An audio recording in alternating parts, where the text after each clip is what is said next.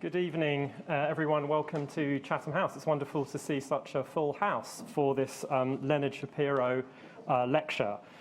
This lecture is going to be on the record, and you can tweet, so you don't need to turn your phones off. In fact, we encourage you to keep them on so you can tweet, but do put them on silent mode. And this lecture will also be live streamed and available as a video afterwards. We're absolutely delighted to be hosting this Leonard Shapiro lecture with government and opposition. In the Europe programme at Chatham House, we're big fans of government and opposition. I was just reading an article from an issue from 1968 the other day on populism, which still seems very relevant, or perhaps has become relevant again. But we're also particularly delighted because we're big fans of Helen Thompson as well. We listen avidly to the Talking Politics podcast, as I'm sure a lot of you do. So we were really delighted when Eric Jones, the co-editor of Government and Opposition, approached us to host this lecture.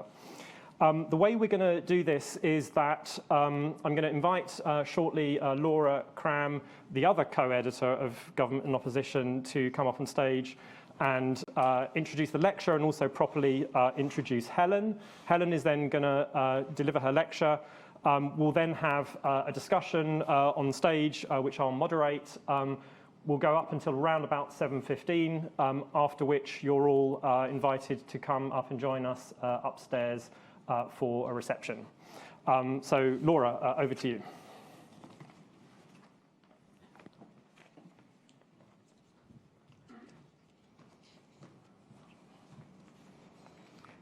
Okay, thank you, Hans.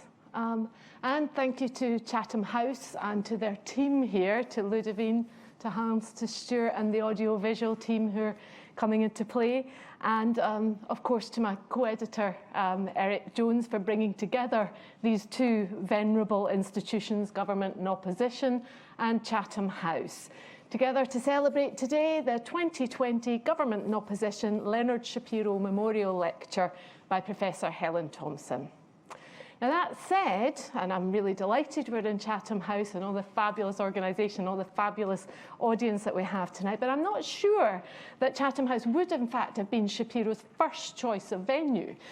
In my research for the introduction, for this introduction, I discovered that his very famous book, The Origin of Communist Autocracy, Political Opposition in the Soviet State, which was published first in 1955, might have been published in 1951, except that it was delayed in publication for 4 years because of political opposition to its findings from the Chatham House Commission that had actually commissioned the initial report.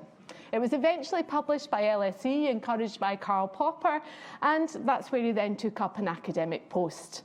My understanding, though, is that he was a very forgiving man, and time is a great healer. So here we are tonight. So as always, with any of these events, it takes a village, or as they say in government and opposition, a family, to create these kind of events. So again, thank you to our editorial and advisory board members who are here tonight, and to Rosalind, Jessica, Adrian, and Veronica and Filippo, who all keep us in order and on track. Thanks also to our publishers, Cambridge University Press. I know that David and Patrick are here tonight, and also to Jim, who are kindly sponsoring our wine reception tonight, as a thank you to all of you for coming, and to which you're all invited after tonight's talk. I have the great privilege of sharing the current custodianship, and I think of it as a bit like that, of government and opposition with my co-editor, Eric Jones. And it's deeply humbling to take on that role as one of the editors of Government and Opposition. You're always conscious of the giants who nurtured the growth of the journal over the years. And Professor Helen Thompson, who'll speak to us tonight, is one of those giants. But as with Leonard Shapiro, whose razor-sharp intellect was, by all accounts, matched only by his kindness and his supportive collegiality, I was very glad to find that she was a gentle giant and equally thoughtful and welcoming as brilliant.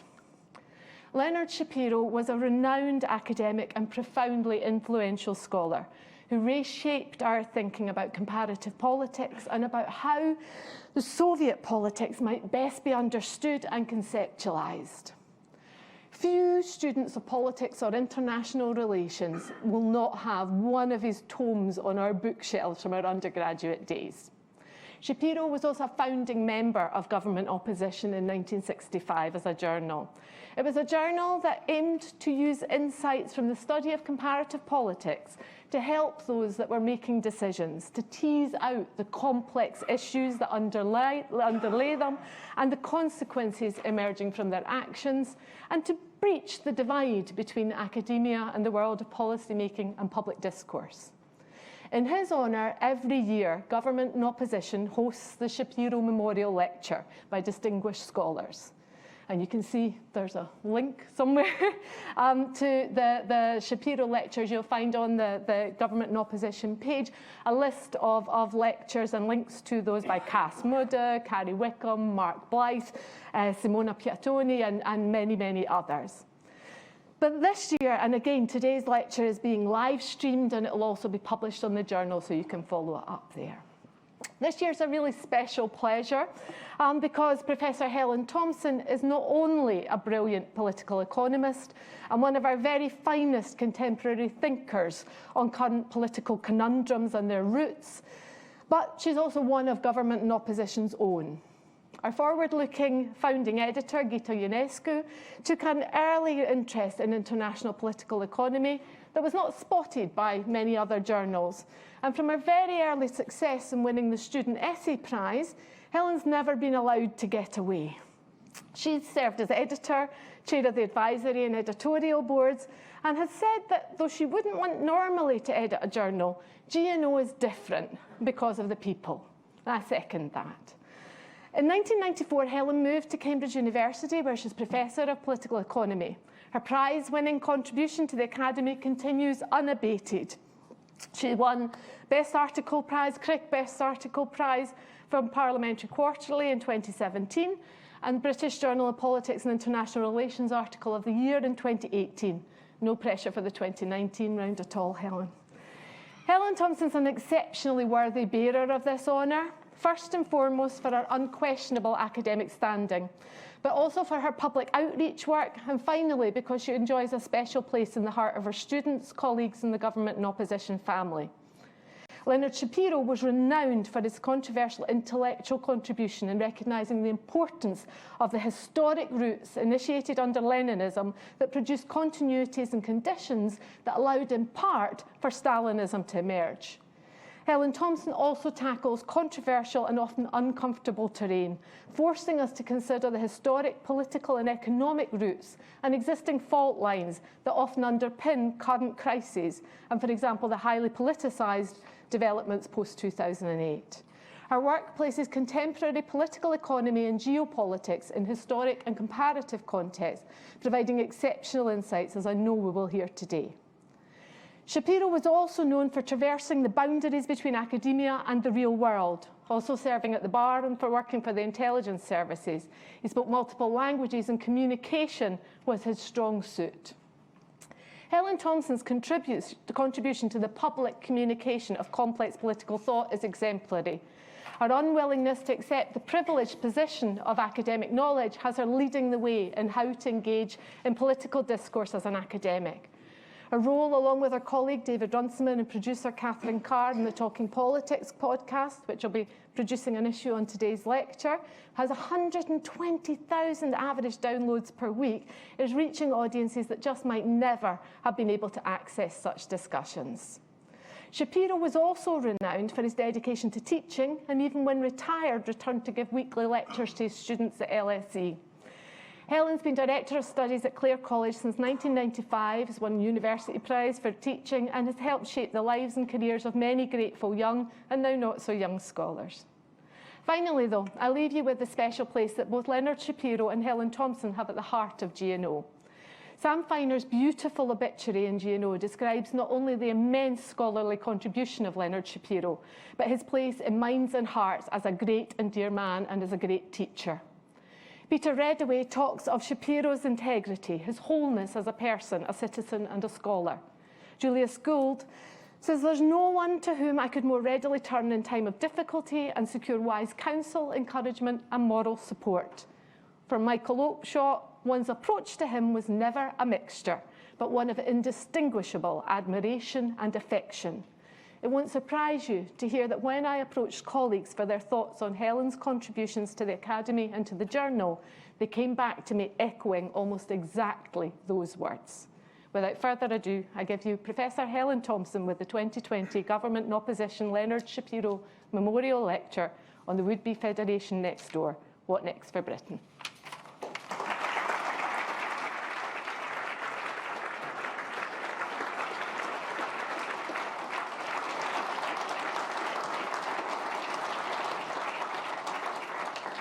Well, thanks very much, Laura, for those extremely kind words. It's a great pleasure for me to be here this evening to give this year's Leonard Shapiro Memorial Lecture. And my thanks to Laura and Eric for inviting me, to Chatham House and to Hans for hosting the lecture. I'm reasonably confident that I have heard more Shapiro lectures than anyone else who's ever had the honour before. So I'm well aware of the standards that have been set before. Before I start, I would like to say a few words about two people, the first obviously being Leonard Shapiro. Leonard Shapiro belonged to an academic world where those who make a living from studying politics were well down the road to taking refuge in narrow professional niches, but he did not. As a British-born Jew who spent part of his childhood in Latvia, perhaps he could not. He made his intellectual reputation, as Laura has said, because he refused to indulge a historiography that denied the origins in Bolshevism of Stalin's murderous tyranny. The academic world he did not live to see became ever more detached from the actual political world. In my judgment, it became complacent about the political world. In this sense, the last half-decade has been a wake-up call, a reminder that to study politics is to engage with matters of profound consequences. This is the world that could take Leonard Shapiro's family from one side of Europe to the other and back again, and lead him to spend an intellectual lifetime endeavouring to reconcile the competing ideals of cosmopolitanism and English common law. My second tribute is to the late Mick Moran. It was Mick, when he was editor of Government Opposition, who invited me to my first Shapiro lecture I think 20 years ago. Mick's last book was The End of British Politics ? It was intelligent, passionate and a distinctly Celt perspective on where Brexit might leave British politics. I was flattered he asked me to comment on a draft. I sent him back what I'm pretty sure he received as a set of peculiarly English reflections. But his ability to see British politics from a vantage point far from London has remained a stimulation through my own attempts over the past 3.5 years to try to understand what Brexit means. I want tonight to reflect on Brexit as a long-term geopolitical phenomenon. My aim is to try to explain the geopolitical fault lines around Britain's difficulties in first being outside and then inside and now out again of the European Union. My purpose causes some immediate analytical difficulties. The first is how to situate geopolitical factors in relation to other factors. Given that Brexit is simultaneously a constitutional, economic and geopolitical issue, and given that there were fault lines around each in Britain's EU membership, how can we analytically separate geopolitics from the rest? If we look at the build-up to the referendum, then the constitutional and economic dynamics seem to matter much more than geopolitics. We don't, it would seem, need geopolitics to explain how Britain's EU membership in its latter stages came apart. But I will suggest that what could not be made to matter in 2016 was geopolitical, and that its absence is part of the explanation for Britain's exit from the European Union. The second analytical issue is the respective weight to give to structural explanations over contingency. I'm going to privilege long-term structural fault lines tonight, but I do recognise this approach is far from sufficient. On the contingency side, there are what might be called the 3 Cs: Cameron, Corbyn and Cummings. Replace Cameron with George Osborne, Corbyn with Yvette Cooper, and posit a successful coup at vote leave to remove Cummings, and Britain might still be inside the European Union. These counterfactuals are pertinent and deeply interesting, but I'm not going to address them tonight. I also think, though, that these contingencies can be overdone. Too much Brexit analysis starts from the assumption that contesting Britain's EU membership was a Conservative Party problem then inflicted on the rest of the country. But the Conservative Party did not create the EU problem in British politics. Rather, from the 1990s, it became more sensitive to the EU fault lines than Labour because it was in power when the most acute predicament of Britain's membership prior to 2016 occurred, namely what to do about monetary union, and when Black Wednesday provided the inadvertent answer to that question. So in some sense, if structural problems of EU membership were coming to the fore, we would expect the Conservatives to have been in office. The third set of analytical issues to consider centre around the European Union itself. What kind of political entity is it? Well, obviously that could be a lecture in itself. I'm going to start from the premise that the EU can be analysed in conventional political categories. I take it as having features that are confederal and features that are federal. In applying this terminology, I will distinguish between the economic and security spheres. The EU is now a confederation in security terms. Although the EU is far from being a complete economic federation, its federal features are concentrated in the economic sphere, primarily the Eurozone, constituted by a subset of EU members, and the single market, where there is much more enforceable authority than any other federal state with a single market. The final analytical issue is when dealing with geopolitics in Britain's relationship to continental Europe, when do we start? In principle, we could go back a very, very long way because there are repeated patterns.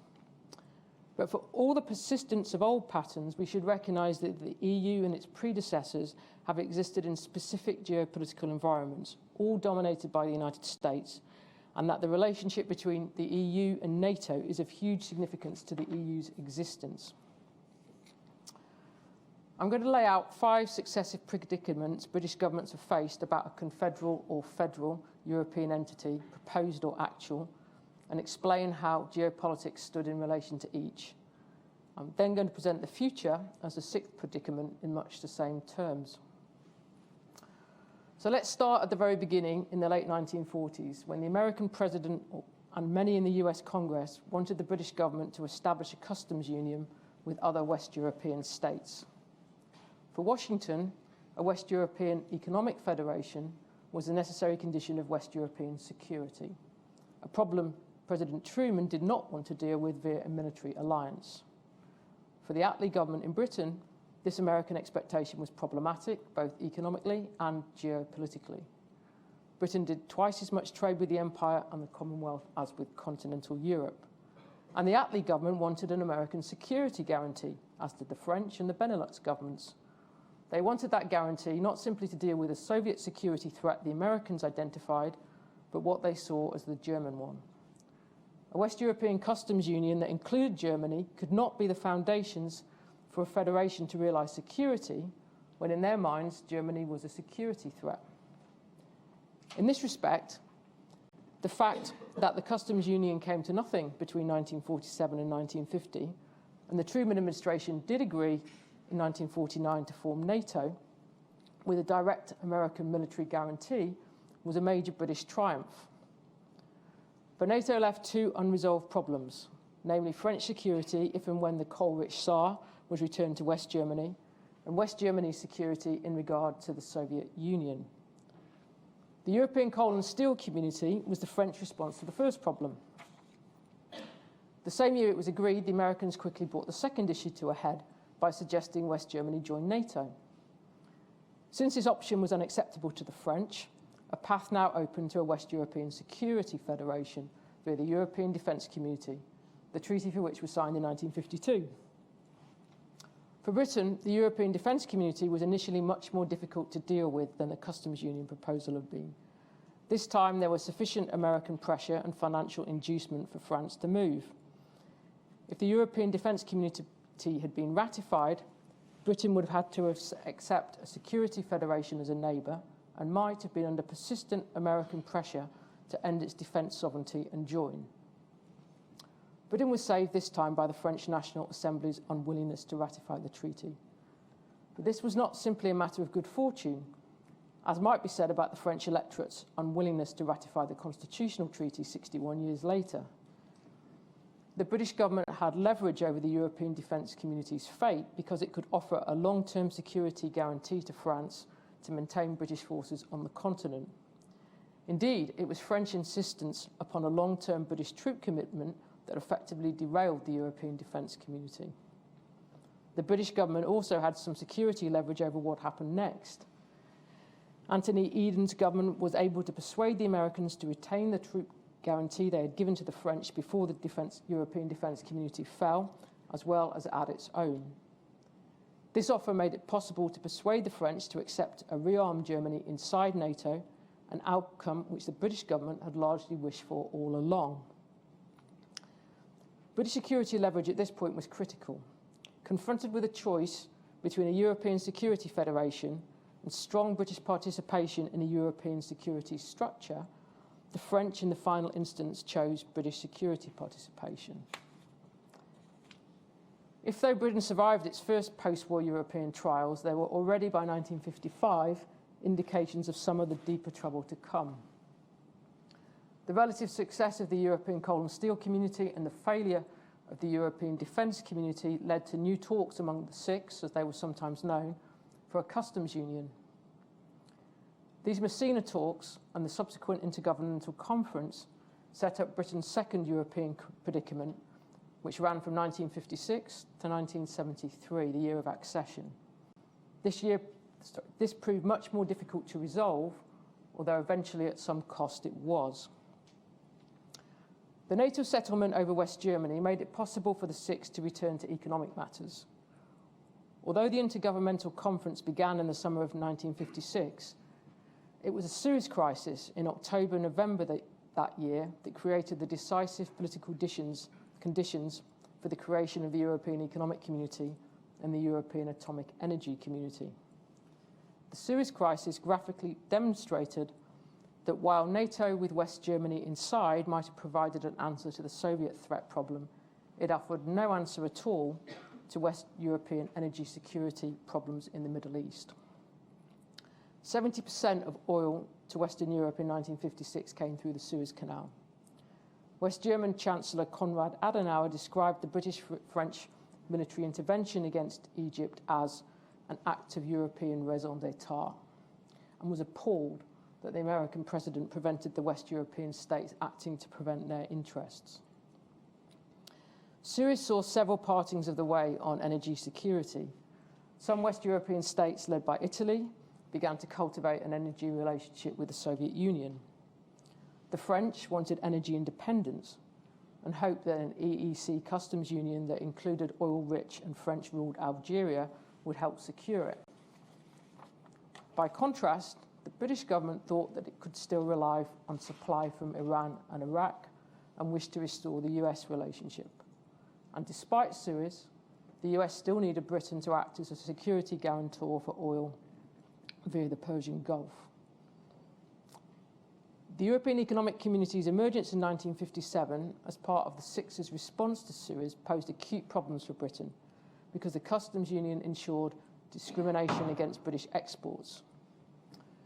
The Macmillan government tried to use the security issue to procure a free trade agreement between the British-led European Free Trade Area and the European Economic Community, since EEC membership would have involved subordinating constitutional issues to trade and having to discriminate against Commonwealth goods. But Macmillan's rather darkly worded threats were useless. Quite simply, once Britain had made the commitment to maintain troops in West Germany, not least to Washington, withdrawing them was to all intents and purposes impossible. The different British and French responses to the Suez crisis also meant the beginning of a long-term conflict between Britain and France about West European military security, especially after Charles de Gaulle came to power. This divergence, too, added a sharper geopolitical dimension to the now already vexed trade-offs for Britain between economic and constitutional ends. To make the predicament worse, de Gaulle's security purposes created a new pressure for British EEC membership from the United States. Once de Gaulle effectively pushed for a West European security confederation, in some sense it must be said to replace the EEC, President Kennedy wanted Britain inside the community to keep the community allied to NATO.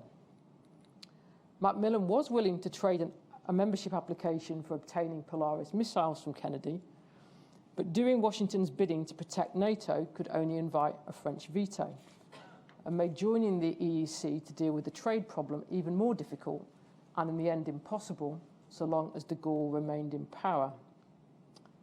Membership for economic reasons did become viable once de Gaulle left office, albeit the constitutional problems raised by the primacy of EU law had in part to be fudged and part kicked into touch.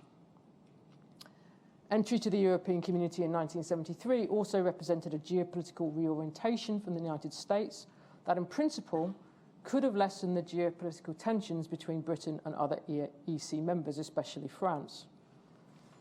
The end of the French veto coincided with a crisis of Britain's Washington relationship over Britain's military withdrawal from the Persian Gulf. During the Yom Kippur War and the oil price shock, Heath moved British policy to the French side over Middle Eastern matters, prompting a furious reaction from Henry Kissinger, who promptly suspended American intelligence sharing with London. Nonetheless, even at the point of accession to the European community, there were clear limits to any alignment of British and French geopolitical perspectives. During the 1973-74 energy crisis, the French insisted on independent action, ensuring no collective European community policy emerged. Without one, Heath sided with the Americans and not the French over the 1974 Washington Energy Conference. Meanwhile, de Gaulle's successors remained unwilling to take France back into NATO's joint military command, from which de Gaulle had removed the country in 1966. Without common security ground between France and Britain, the European community would still be dominated by its capacity for economic federation. This would come to include the very awkward monetary issue, where the Heath government abandoned Britain's first commitment to a European policy framework in the snake in the tunnel before accession even took place. This would have lasting consequences for Britain's approach to European monetary matters. Predicament number 3 for Britain, I would suggest, ran from 1988 to 2003. Again, it involved the relationship between the EU as an economic federation and a possible security confederation, and again, it eventually involved the Middle East. The late 1980s and early 1990s saw the European community gear up to become a monetary union. It also experienced a geopolitical shock in the end of Soviet rule in Eastern Europe. The first of these developments created a problem for Britain, and the second a potential, albeit complex, opportunity. Monetary union proved a large-scale problem. Britain was outside the exchange rate mechanism when the discussions began, and there was little prospect that participating in a single currency could readily be domestically legitimated. Nonetheless, staying out appeared to come at a high price. Enough members of Margaret Thatcher's cabinet thought that since monetary union was likely to happen, keeping options open was the price that had to be paid for retaining British political influence within the community. Mrs. Thatcher, of course, disagreed, and her cabinet colleagues accordingly removed her. But John Major's keep options open approach was soon wrecked by Black Wednesday. What had been a de facto opt-in to monetary union in the Maastricht Treaty became, after September 1992, a clear opt-out position.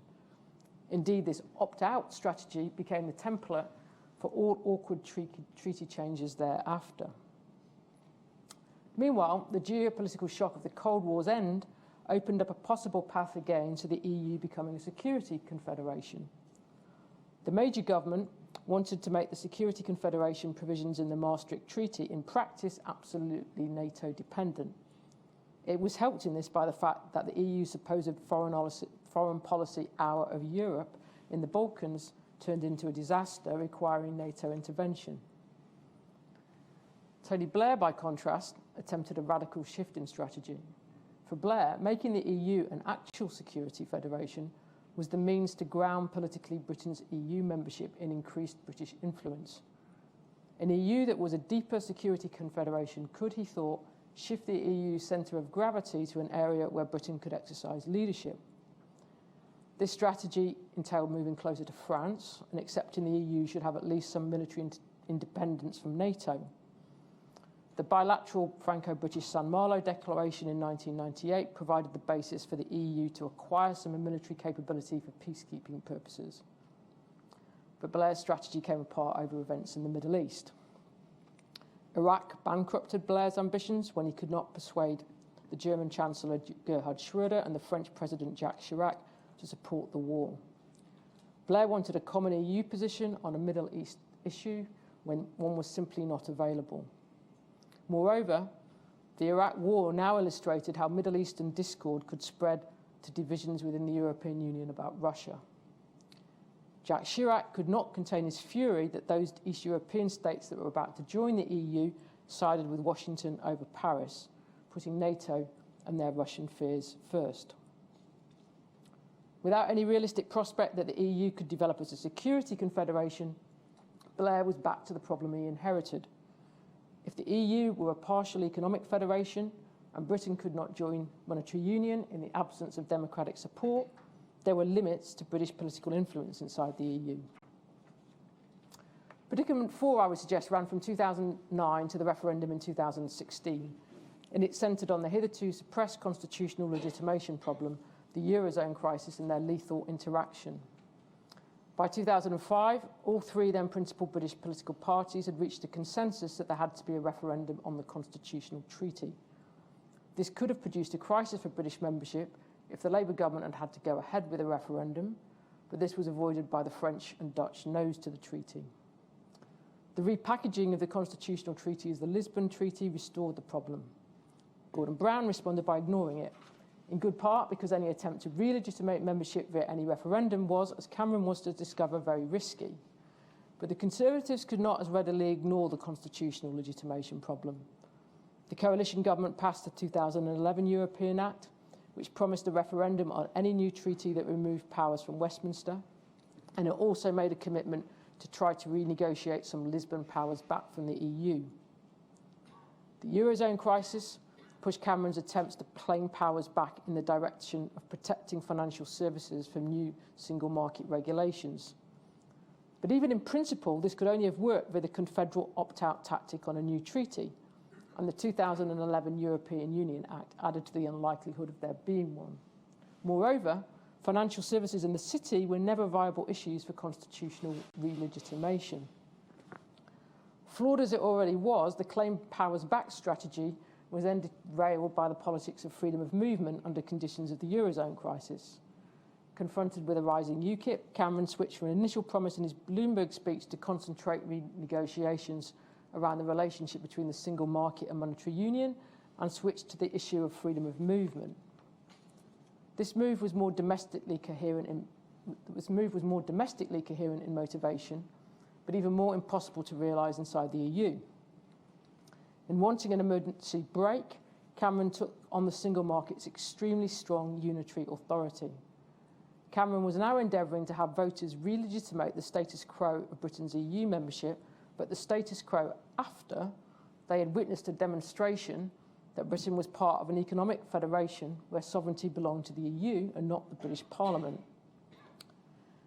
These developments appear free from geopolitics and security, but I would suggest they were not. Cameron, after all, wanted to solve the problem of constitutional legitimation. The question is why he politically failed. This can be seen as a matter of the referendum itself, but I would suggest that it was more a matter of the renegotiation. After all, Cameron conceived a two-step sequential move, and the first part conspicuously failed. Procedurally, Cameron conceived the renegotiations as dealing first and foremost with Germany, effectively appealing to the undoubted display of emergency decision-making exhibited by Merkel during the Eurozone and refugee and migrant crises. But Merkel had no incentive at all to move on the single market for its own sake, and so to compromise would have to have been convinced there was a serious risk of Britain leaving, and to fear that this outcome would have deleterious geopolitical and security consequences for the EU.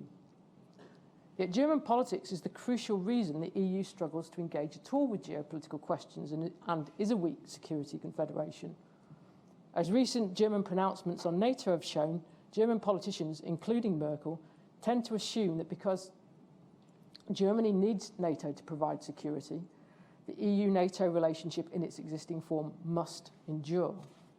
Even now Brexit is happening, the German government still seems to assume that Britain must commit to European security, regardless of what economic relationship is negotiated.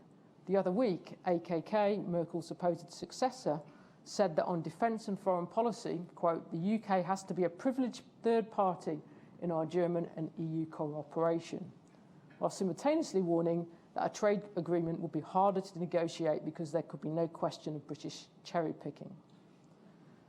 On the French side, where geopolitics and security very much do matter, the Cameron government was in no position to incite fear either. Since 2010, Britain and France have been bound by a bilateral security framework, the Lancaster House Treaties. These gave France an institutional architecture for the institutional relationship with Britain, whether Britain stayed or left the European Union. Within the EU Security Federation, Britain was also still an unreliable ally for France. Although France fully returned to NATO in 2009, the Hollande government saw the EU Security Confederation in essentially Gaullist terms as an entity that needed more autonomy from NATO. This was not Cameron's view at all, ensuring his government blocked proposals, among other things, for an EU military headquarters.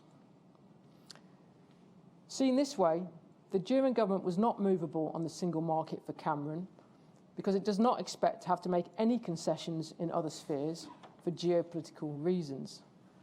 For the French, meanwhile, Brexit offered a potential opportunity to make the EU Security Confederation more substantial without any real risk of France losing a privileged security relationship with Britain. In sum, the EU's weaknesses as a security confederation and on geopolitical matters ensured there was little incentive for the French government to make concessions on the single market and little likelihood of the German government doing so. The fifth British predicament runs from June 2016, the referendum, to December 2019, and might be considered twofold, reflecting the obviously now bitter divisions in the British body politic.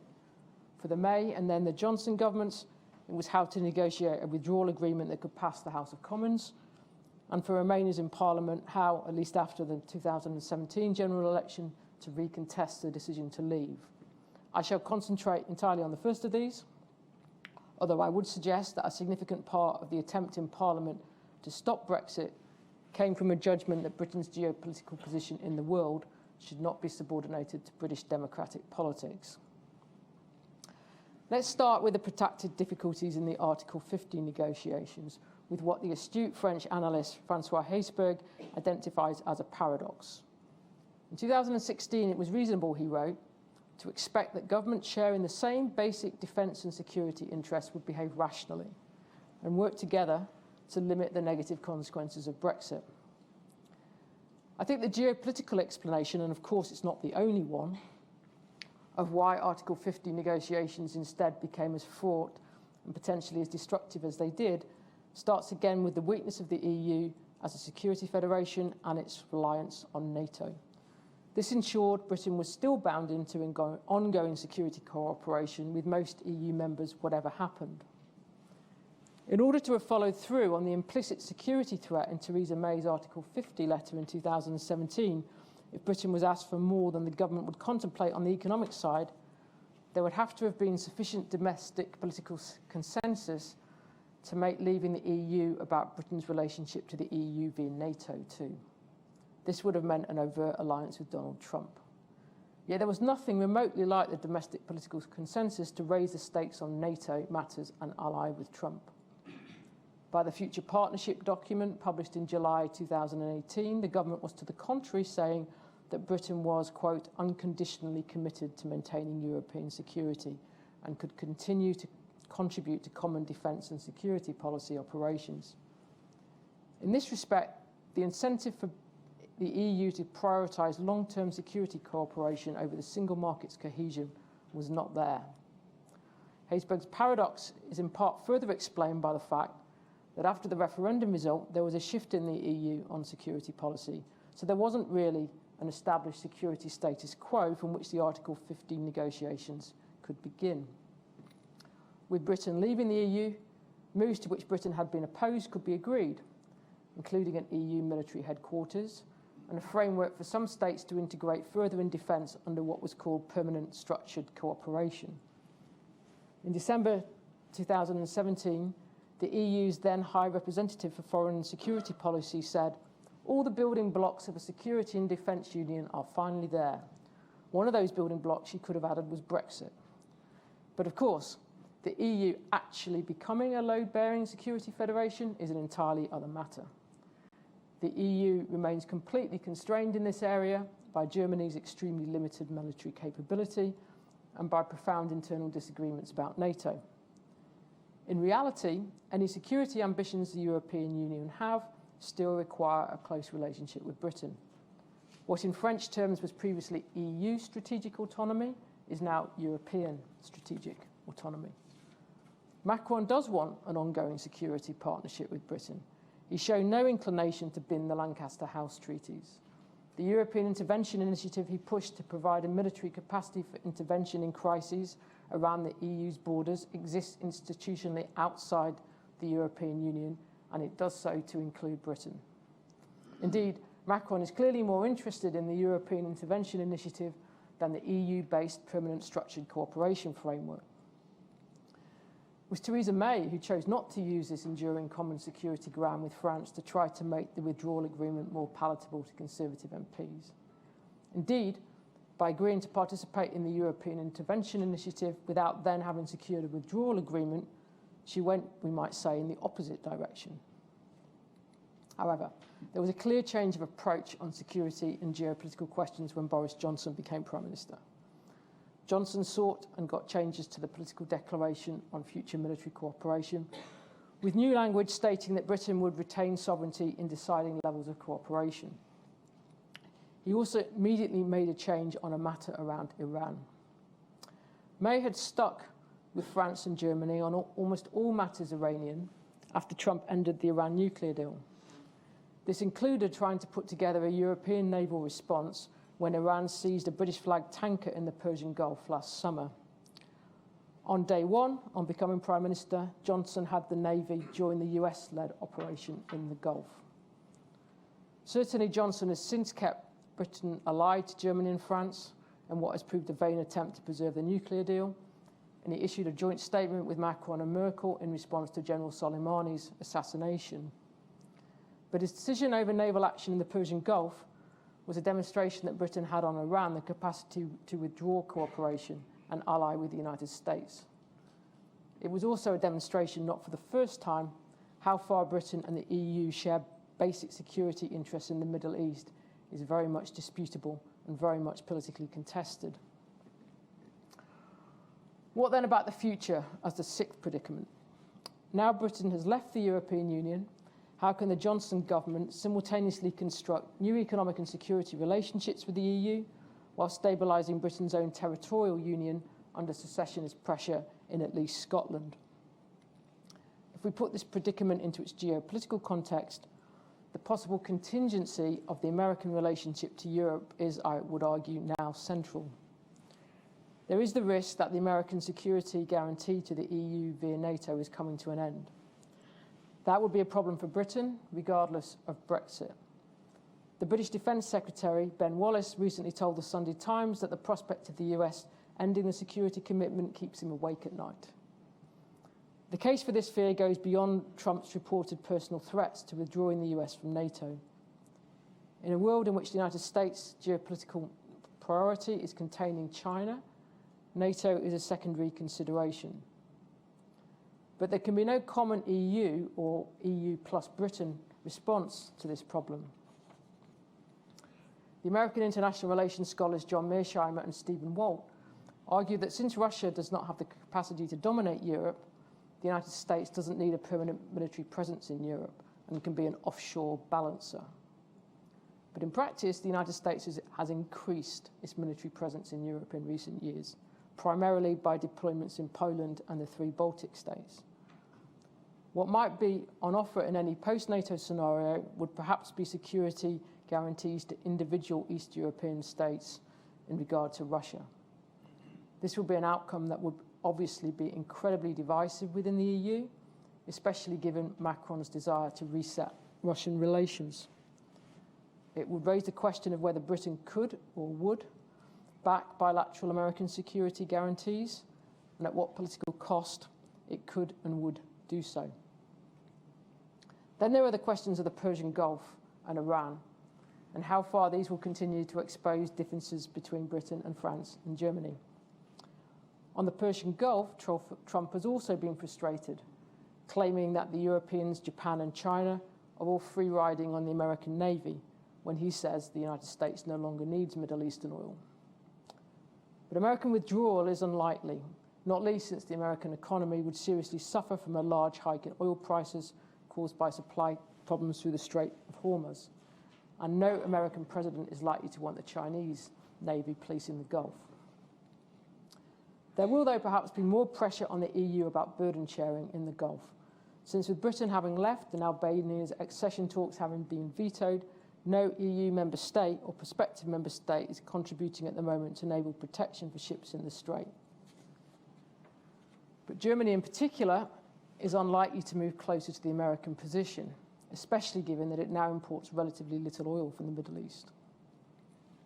Perhaps the question is more whether Britain allying overtly with the United States militarily in the Persian Gulf last summer is a portend of a bigger break with France and Germany on Iran. Despite the unity displayed over the nuclear deal, there are clear fault lines between Britain and France and Germany over Iran. Britain does much less trade with Iran than the other two. It was much more enthusiastic about the new sanctions regime from 2011 that created the conditions for the nuclear deal. It has much closer relations with the sunny Gulf states, including as a beneficiary of foreign direct investment. The May government banned all wings of Hezbollah, a position that holds in the US but not in the EU or individual EU states except the Netherlands. For the long term, Britain is also much more tied to oil and gas from the Middle East than France and particularly Germany. As North Sea production dwindles, Britain will become a large importer from outside Europe again. It does not have an energy relationship with Russia, as Germany and to a lesser extent France do, and nor could it establish one without an Atlantic crisis. These differences in part underpin the British naval position in the Persian Gulf. The British Navy has now maintained a continuous presence there since 1980. In 2018, after a decision taken 4 years earlier, Britain opened a naval base in Bahrain, its first permanent military base east of Suez since it retreated from such commitments just before European Community accession.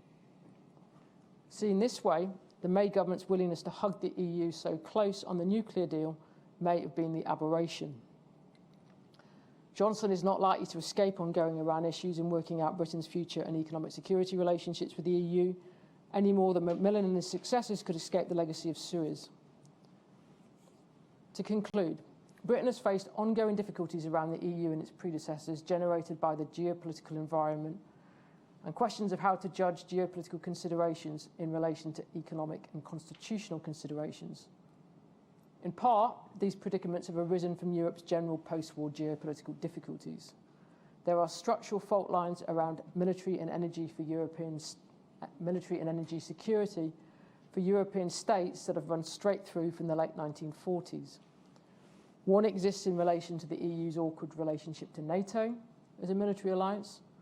The second runs between the European states themselves and between some European states and the United States over energy, and it has repeatedly involved conflicting approaches to Middle Eastern difficulties. Choices around what British governments can and cannot extract from Britain's security relationship to the EU and its predecessors, and how they can manage their differences with France and Germany over energy in the Middle East have been impossible to avoid, and there have thus far not been politically sustainable answers. Boris Johnson's government will now try to construct an economic relationship with an economic confederation with very strong regulatory power, and will quite probably have to try to make use of security and geopolitical issues to get much beyond a minimalist agreement. Without success here, the economic disruption from leaving the European Union will be substantial. But to profit from broad security issues will be to force a geopolitical reckoning for the EU of the kind it has thus far avoided. One could argue that there are a number of forces building towards that reckoning well beyond Britain's secession from the EU, the failure in Ukraine, Trump's election and quite probable re-election, and Macron's election and subsequent deep disappointment with the German government. But the EU's own geopolitical and NATO divisions, but the EU's own geopolitical fault lines and NATO's divisions cannot actually be resolved and remain easier to avoid, not least for Germany. Macron, too, for all his preoccupation with geopolitical matters and near contempt for taking the single market as the EU's defining purpose, still has to make his own trade-offs about geopolitical objectives in relation to French domestic economic and political constraints, including the charged issue of fishing. Franco-British rivalry is not suddenly going to disappear because both sides are exasperated with the Germans about the Sahel.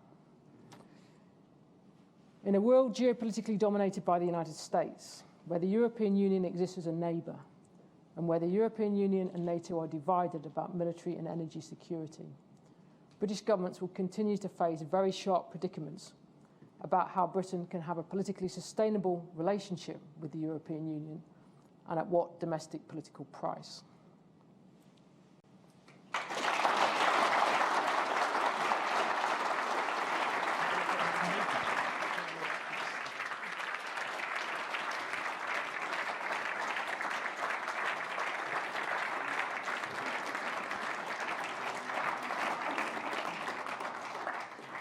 That was brilliant, Helen, as we expected, and challenging.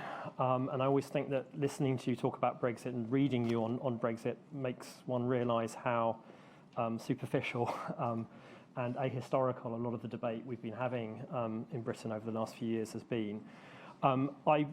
There's a million things I'd like to ask you about. I do want to take some questions from the audience. We don't have a huge amount of time, but maybe I can just push you a little on to spell out a little bit more what the story you told, particularly about the geopolitics, what it tells us about Brexit, I suppose. In particular, this distinction that you made between the sort of security realm and the economic realm. You know, you told this story about the EU as a partial economic federation and as a weak security confederation. What about that was a problem for Britain? I mean, let me put it this way. If the EU had gone further, for example, in economic federation, or if, for example, it had been a stronger security confederation, would that have made the series of dilemmas that you've described, would it have worsened them or made it easier for Britain to deal with Europe?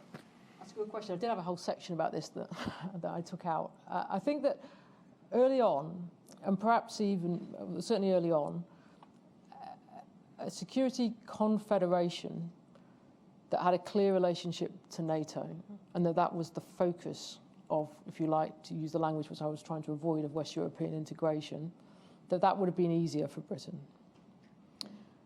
Because you would have expected Britain to be able to exercise more influence in a security confederation than in any kind of economic relationship.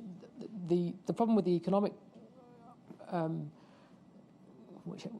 confederation, federation, whichever way we want to describe that, I think changes over time. To begin with, it's a trade question. It involves a significant trade adjustment because of imperial and Commonwealth trade and moving away from it. And then from I was going to say from 1972 it becomes a monetary question, but I actually think you can see the monetary issue already at work in the 1960s. If you look at de Gaulle's second veto, so when he vetoes the application of the Labour government in 1967, he actually makes quite a strong point about sterling and sterling not being a currency that's suitable to be with these other European currencies. So the argument he makes about Trojan horse and American security interests is the first veto, and then he moves on to the monetary issue actually quite explicitly in the second veto. So I think that it's trade, it becomes monetary issues quite quickly, and then it becomes monetary issues emphatically. But I think that the difficulty in saying that, okay, if the primary orientation of whatever the Security Federation was going to call itself, that was something that Britain could dominate, or at least have an equal partnership with France in, would have run into the French difficulty, because the French difficulty is that they do not want security to be so dependent on the Americans. And so you'd have to have imagined a British government that had a different attitude towards NATO, or you would have to have imagined that de Gaulle didn't go down the path in which he did. But de Gaulle was only an extreme version, if you like, and I'm not using extreme in a derogatory way, of the French response to Suez in 1956, because they take the lesson out of that is you cannot be dependent on the Americans like this, because the Americans will just screw us over. And we can't be reliant on them. And unless you're going to say, Adenauer says at that moment to the French, "Build Europe, it will be your revenge." Yeah, Adenauer is he's probably even more furious about it. I've been actually reading quite a bit about Suez just before Christmas. Adenauer is probably even more furious about it than the French and the British are, actually. So, but in a sense, then there's a kind of a zero-sum game, isn't there?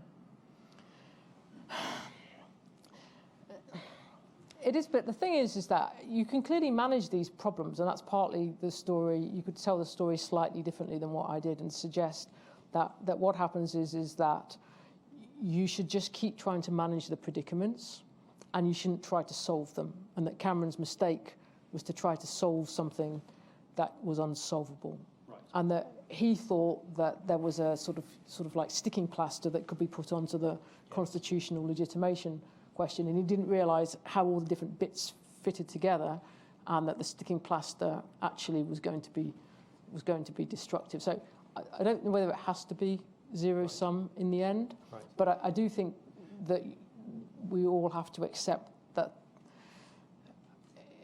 it is a genuine predicament to which there isn't actually a solution. Yes.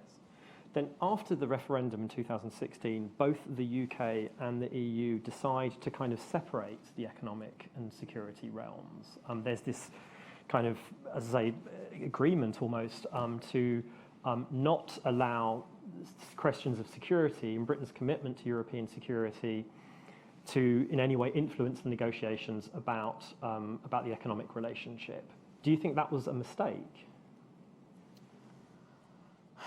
I think that I think it was odd. I'll go that far. Aside from anything else, because it's not clear, as I was suggesting, it's not clear how.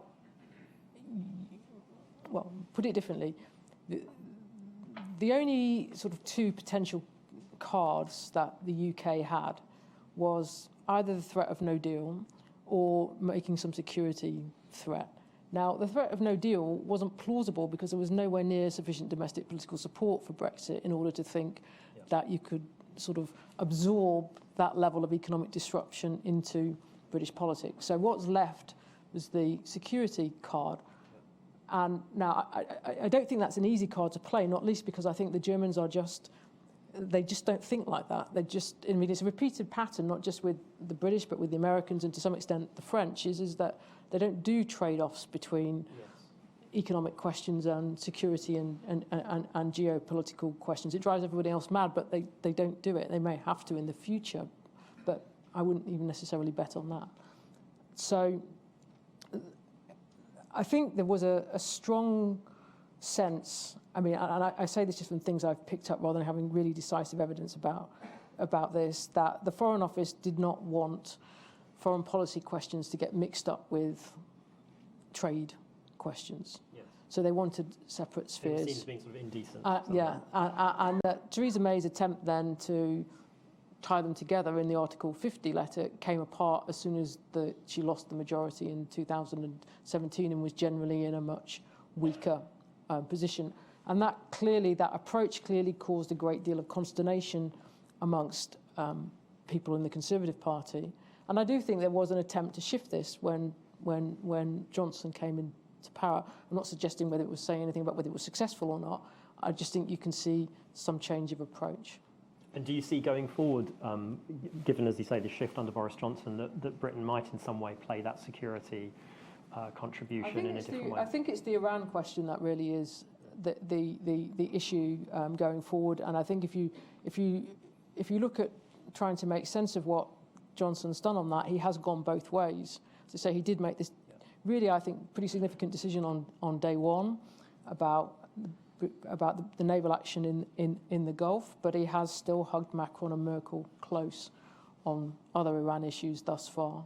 But clearly this Iran issue is going to be a really ongoing division between European states and President Trump, and it's going to be a division between Britain, I think, and Germany and France, because the just basic calculation of interests are not the same. Yeah, it was really interesting what you were saying about Britain's potentially increasing dependence on Middle Eastern oil. Let's take some questions and comments from the audience. The gentleman right at the back there, and we'll take maybe a group of three. Thank you for Would you introduce yourself before you ask? Hi, my name is John O'Neill. I'm just here in a private capacity. Thank you for a wonderful lecture. I just wanted to ask you about exactly the point you've just been addressing there. So I think one of your themes was that in order to gain economic leverage, the UK's strongest card is security. And I think you've outlined very interestingly the situation in the Persian Gulf. But I just wondered, do you think that's sufficiently important to the EU to create economic leverage? And if it isn't sufficiently important, do you think there's any credible threats or security cards the UK can play within Europe itself? Okay. The gentleman in the middle. Tony Sharonetsky, Chatham House member. I refer to the title of your lecture, especially to what next for Britain and what next for the European Union. I think we may be making a grave error assigning the same pace of change to the future event as has been the case for the last 100 years or so. The world has started to change at almost exponential rate in most domains. And you think about the British politics in just 2 years, in the 6 months, this just confirms what is happening. And if we take that point of view, that means that within 10 years, by the end of this decade, things will evolve much, much faster. Perhaps what takes 1 year will take 1 week. My point is that the European Union, when it doesn't have a comfort to stand still, it has to federate. And in my view, that will happen by the end of this decade. If it doesn't, it would mean that something horrible happens to the whole world, because we can't be strangers on this planet. We have to reunite. We have to shed our sovereignty and not to grab it. That's my first point. So I believe that the European Federation will happen by the end of the decade. The second one is regarding Britain. I think Brexit is an enormous opportunity for us, because it is highly likely that the Union will fall apart in order to reconstitute itself in an entirely different configuration with smaller, if you like, devolved regions, including perhaps Ireland. And that new Britain will have a much better chance and will feel much better within the new European Federation. What do you think about that? Thank you. And then the lady here by the aisle, yes. Hello, I'm Lucia, and I have a question, I guess, in the same vein of what's next, and on something that I'm sorry if you maybe didn't want to talk about it, but I wondered what you think structurally the implications of that kind of pro-Europe romp in British politics might be, and kind of what the People's Vote campaign, what that kind of whole structure then does, and what that might mean for British politics in the next 10, 20, whatever years. Great. So is security important enough for the EU that it gives Britain leverage? The future of the EU, I guess, will it federate or will it collapse? And what happens to the pro-European movement in Britain? Yeah, I mean, I think that at the moment, I would say that by itself, security is not enough for the EU to make significant compromises when it comes to the economic relationship. Even after Trump? Well, that's what I meant by that was without regard for the Americans. Right. So I think that you can't separate out the question of like British potential security leverage in the next few years from the question, which is what I was suggesting at the end, as to what happens to NATO. Yeah. I think that these two go hand in hand. And then I think that what happens to NATO also matters for what goes on in the Middle East, not just actually in the Persian Gulf. Because if we look at Macron's critique of NATO, it's got various aspects to it, but one of them is his deep frustration with NATO in relation to the Middle East. He wants a NATO that's going to be doing more there. And I actually think that the Syrian crisis in 2013 did quite badly hurt British-French relations in that build-up to Cameron's renegotiations, because as far as Macron's concerned, and I don't think Hollande's view was any different, that was the beginning, the withdrawal from those airstrikes against the Assad regime in September 2013 was the beginning of what Macron since described as Western collapse, in the Middle East. So I think all these things are interconnected. I think at the same time is that the security side of it in relation to simply Europe itself, which means essentially like Russia and the Baltics, is complicated by the fact, again, that the French and Germans are in rather different positions. The Germans are obviously significantly more committed to protection of those states, much less willing to think about a general rethink with Russia, with the big caveat, obviously, that Germany wants to maintain its energy relationship with Russia. So the question of whether Britain and French are likely to agree, I think, about Baltic security matters is, well, I think that's open to question. I think that there might be significant disagreement. I think on the question of the EU's future, I think that this is, again, hard. On the one hand, I think you can say that if the NATO shock comes, that is a fundamental, huge problem for the EU, is because it takes the provision of security for granted via NATO, and you cannot be a political entity that doesn't have security provided from, external security provided from somewhere. If NATO is the EU's answer, and that stops, then the EU has to face that question itself. That's a massive existential question for the EU.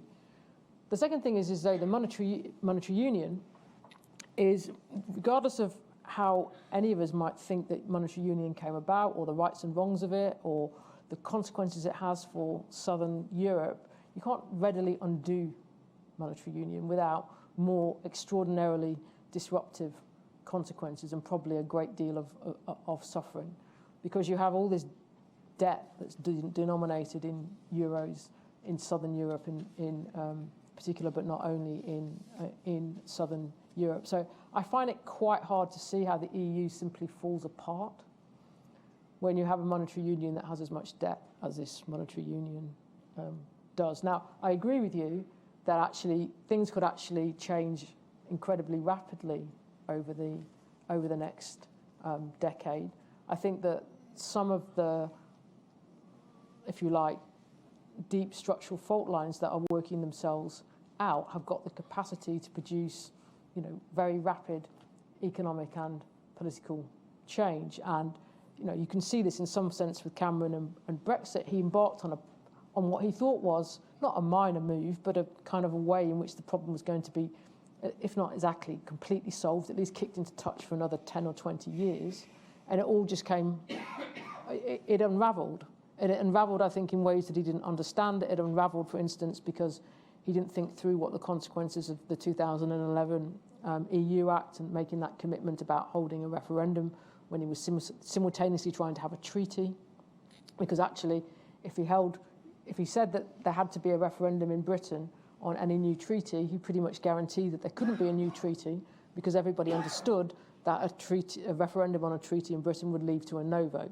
So actually, you've got such complicated dynamics that interact with each other that the capacity, I think, for things not necessarily to fall apart, but to enter into considerable flux is very considerable.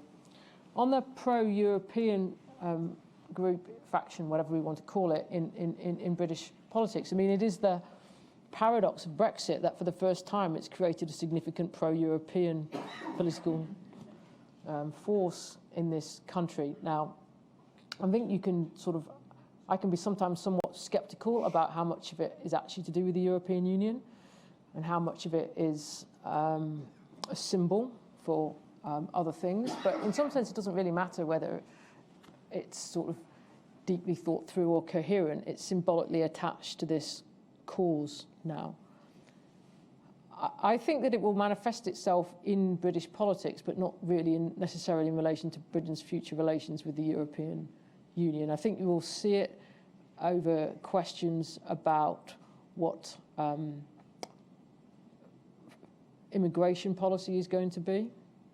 We can see that, I think, already in the Labour leadership election campaign, where you have Keir Starmer suggesting that his policy, if he were Labour leader, will be to go back to EU freedom of movement. I think that a lot of, well, I'm going to put that differently. I think to the extent that that pro-European sentiment is driven by something very substantive, it has been driven by the freedom of movement issue. So I would expect to see ongoing sort of political contest around that. But what I don't think it's going to do is going to manifest itself into a strong political movement for rejoining the European Union. I think that for all the difficulties that the next few years are going to bring, and they are going to be many, is the idea that Britain is going to go back to the European Union and start opening up these questions that it managed to close before, not least the monetary union question. I just can't see that happening. Why not? Because I think the monetary union is just such a no-go, really. I mean, is that, aside from anything else... So in other words, because if Britain were to rejoin, it would have to join economic and monetary union. Aside from anything else, is that if you look at the polling on this, there's hardly any shifts still on attitudes towards the single currency in Britain compared to the more general expressions of pro-European sentiment or being pro-freedom of movement. And that the consequences, I think, for Britain of trying to adjust its, what's the way of putting it, at times fraught macroeconomic policy making into a German-based discipline. I just can't see it. So, so in other words, you think it's impossible that the EU could make some offer to Britain that didn't involve Britain joining the euro? Well, okay.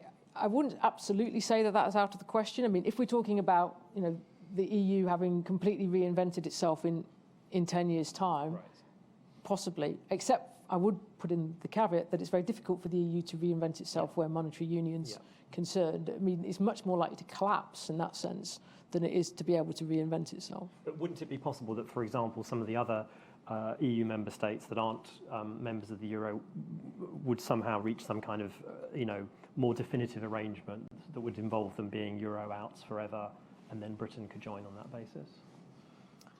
I think that the thing is that at a certain point you have to start thinking about, like, what's the interaction again between the monetary ins and outs and the security tensions.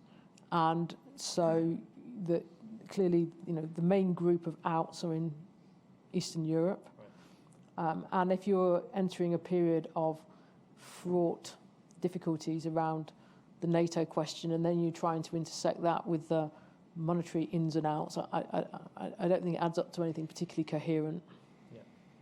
I wish we could keep going. I'm afraid we're out of time. I would have loved to have taken the question from Anand. Sorry, Anand, but we do all come upstairs for join us for a drink. Thank you very much for you all for your questions and for coming. Thank you very much to government and opposition, to Eric and to Laura, and above all to Helen for coming along and delivering the lecture. Thank you.